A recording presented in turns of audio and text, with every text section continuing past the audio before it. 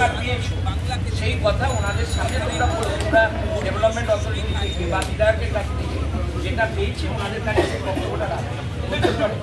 চলো ওখানে ধরে নেব। হ্যাঁ ওখানে ধরে নেব।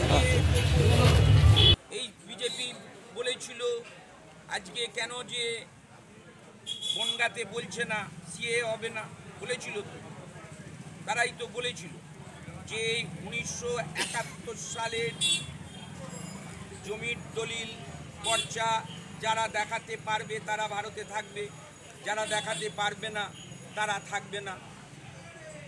তাই তো বিজেপি বলেছে, তো তৃণমূল বলেন।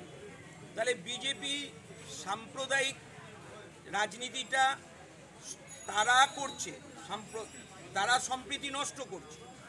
আমরা তো বলেছি আলাদা আইডেন্টি কার্ড কিসে, আমার আধার আছে, আমার পাসপোর্ট আছে, আমার ভোটার কার্ড আছে, আমি রেশন পাই, আমার রেশন কার্ড আছে, এটাই তো ভারতীয়। আজকে এই বেসিসেই তো নরেন্দ্র মোদী ভোট পেয়ে সে প্রধানমন্ত্রী হয়েছে, আর এখন বলছে এ ভারতীয় নয়, ও ভারতীয় নয়, ও ভারতীয় নয়, তাদেরকে নতুন করে কাটিয়ে। তাহলে আগে প্রধানমন্ত্রী তার মন্ত্রিসভা ভেঙে দেয়, কারণ এই মানুষরা যদি ভারতীয় নাগরিক না হয়ে থাকে তাদের ভোটেতে কি করে প্রধানমন্ত্রীর চেয়ারে বসে আছে, কি করে স্বরাষ্ট্রমন্ত্রীর চেয়ারে বসে আছে। দাদা, এই জাস্টিস গাঙ্গুলি আপনি কি মনে করেন কি উনি বিচারপতি জায়গাটাকে কলঙ্কিত করেছেন, কলুষিত করেছেন?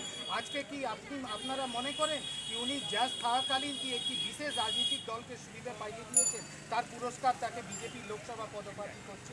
এটা আমাকে বলতে হবে না, উনি নিজেই প্রমাণ করে দিলেন যে বিচারক তিনি সম্পূর্ণ একটা রাজনৈতিক দলের দাবেদার হয়ে কাজ করেছেন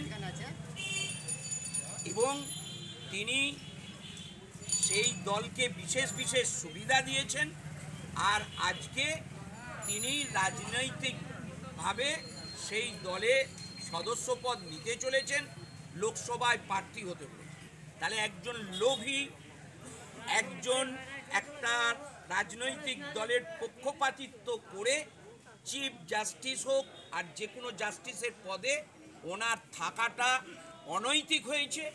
উনি সমগ্র জাস্টিসের পদটাকে অবমাননা করেছেন, উনি নিজেই প্রমাণ করেছেন।